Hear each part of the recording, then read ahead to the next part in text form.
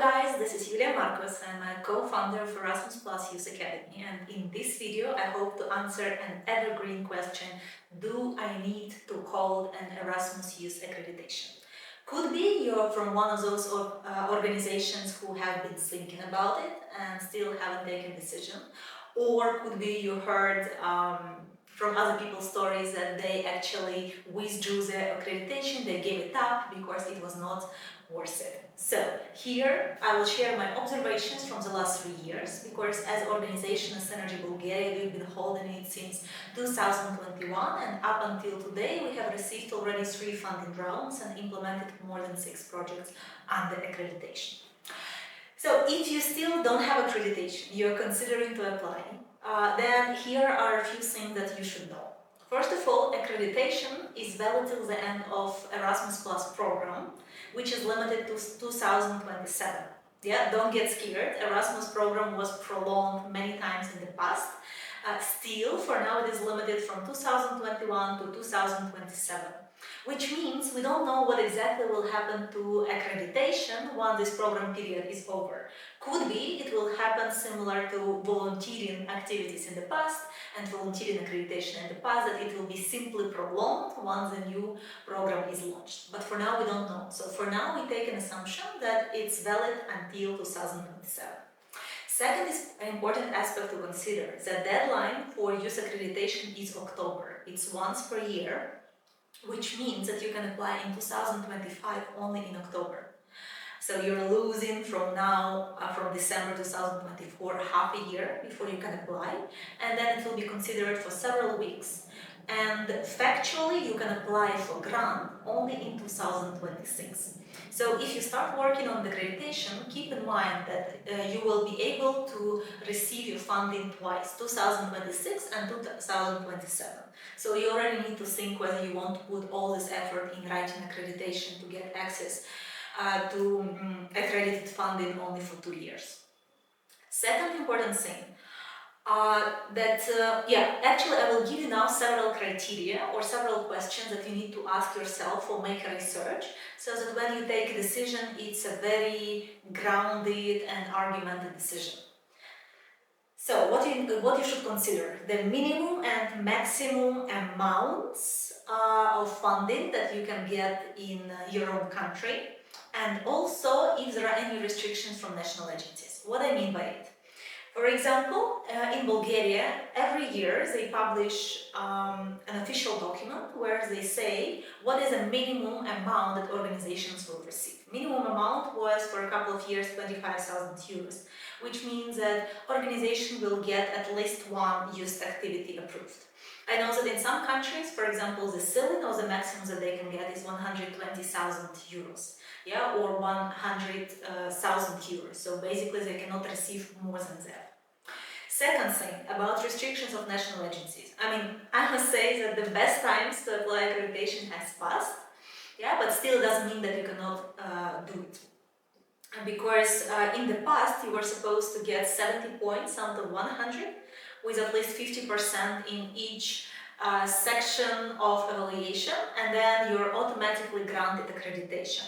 Now, in some countries with bigger competition and more youth organizations involved in Erasmus+, what they do is they put a limitation. For example, they say that in this deadline we are going to grant accreditation only to 10 organizations with highest points. So it's not only about getting at least 70 points, but it's also about competing with other youth organizations and then seeing who gets the highest points.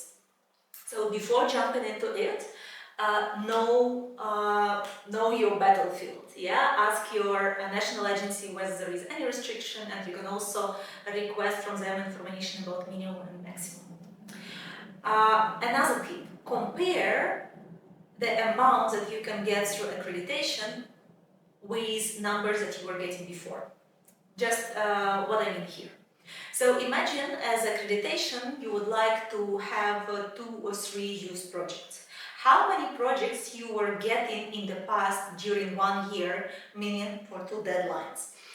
One more time, just a side note, if you don't know it, that youth accreditation is for youth exchanges and training courses. or, I mean, of course it can be seminars and partnership building activities, but basically youth exchanges and professional mobilities for youth workers. So let's assume that you are in a country with low competition. For example, you are in Germany, and before you were getting 3 or 4 projects per year, and you were happy with those projects, understand the procedure. And then here you learn that more or less in the country they fund 2 projects. Then the question is, do you really want to limit yourself? Because in accreditation, you cannot apply understanded procedure. So basically, if you are an accredited organization, you cannot write a full application and you cannot submit it for funding. You will be automatically disqualified because they have 2 funding pots, one for accredited organizations and one pot understanded procedure. So what I want to make here as a point, if you think you can get more projects approved and for your organization it will make sense compared to what fellow organizations in your country get, then I'm not sure that this is the right choice for you. I know the case that in Estonia with Anna's organization, she applied for 3 projects per year, and in the last funding round she got 1 project approved. So it was a significant cut, and in her case, to tell the truth, it wouldn't make any sense, because for 2 deadlines they could definitely get 2 or 3 projects approved if they wanted to apply for them. Another question to consider: if you apply under a standard procedure, will it make more sense to you? Like what's the competition? What I mean here, I live in Bulgaria. We make projects in Bulgaria, we submit in Bulgaria. I was checking the registered numbers for the last October deadline of how many projects were applied. 200 youth exchanges were applied. Guess how many will be approved? Maybe 35. The competition is outrageous. The same for training courses. In Bulgaria, you need at least 85, 86 points to get a training course approved, maybe more. I know the case that 85 points was not enough. In this case, in our country, with such huge competition and the standard procedure, I would go for accreditation. Because accreditation will bring me stability and will guarantee that I will be receiving funding for certain activities. Yes, cuts are possible. And this is another question for your national agency. How do they cut budget? So if they don't have enough budget to grant all the activities of all accredited organizations, do they cut the number of projects? Do they cut the number of people? Do they cut the number of days of mobility? If you know it, it will be easier to take a decision. What I mean, if they cut mobilities fully, that's a bad sign for me personally.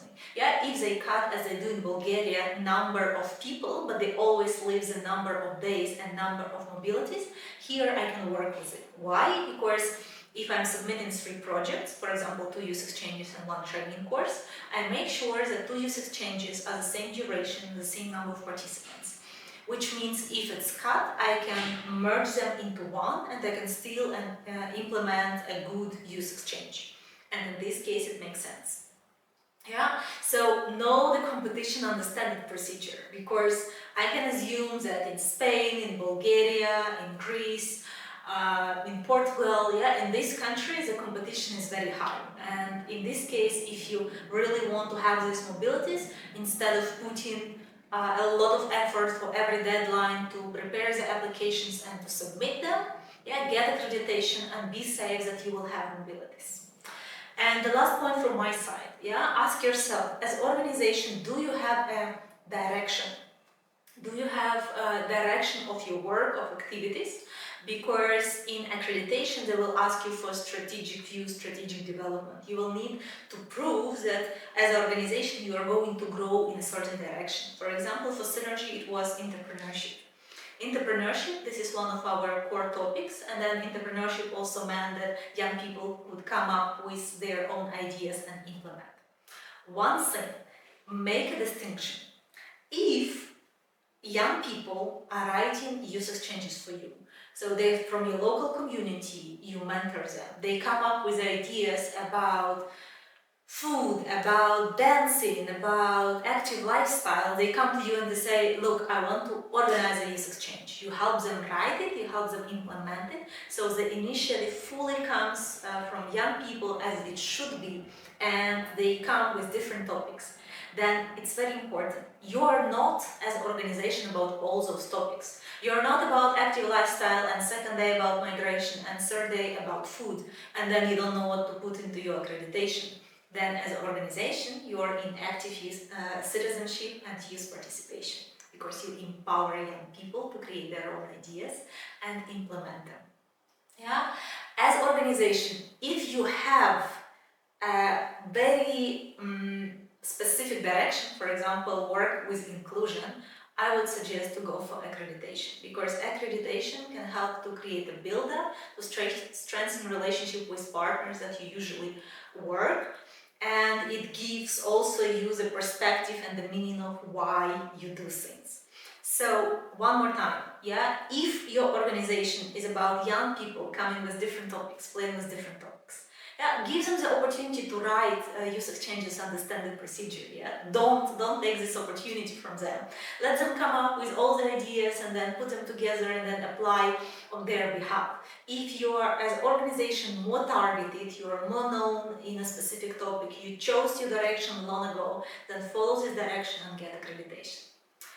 I don't know whether this was more of value or more of confusion, but my intention for this video was to share the points and observations and certain questions that for sure you need to ask yourself and talk with your team and the organization before taking decision to go for accreditation or not. Because whatever your decision, if it is grounded, yeah, you will not have, if it's not how do you call it? It's not grounded, yeah? Like if it's well thought through, then you will not have doubts afterwards. Was I losing this opportunity or was I not? I mean, you just put it in the agenda or out of the agenda. To support those organizations who are thinking of accreditation or have already accreditation, there are several things in the Academy. First, we have two chats. We have a chat for partner search, and we now have a chat for participant search. This participant search, it's search for youth workers, and it's an amazing opportunity for accreditation because you have your project idea, but you don't have partners yet. So you can go two ways. You can go and find partners, or you can go find participants and then take their sending organizations as partners. So that's one thing, use this opportunity. Second thing, on 12th of December, there will be a networking only for accredited organization. So if you're watching this video just to see whether you made the right choice and you already hold accreditation, or you were thinking of withdrawing accreditation, and now you make up your mind or you change your mind, 12th of December, whatever you have as planned activities for 2025, you can go, you can meet fellow organizations, you can pitch the ideas, you can partner up, you can find participants.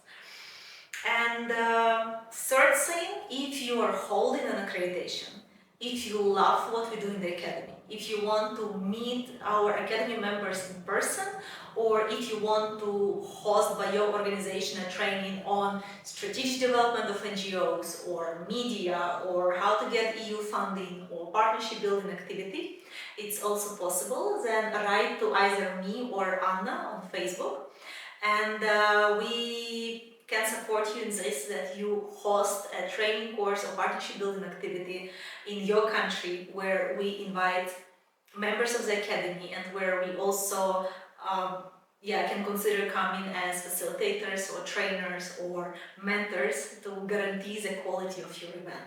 So if you are about youth work or running organizations strategically and sustainably, or also this is something that you want to learn in your organization, let's have an activity about it, let's have a mobility in 2025. Because from our side, we want to step out of two locations, Bulgaria and Estonia, where we already host offline activities of Academy, and let's make it possible.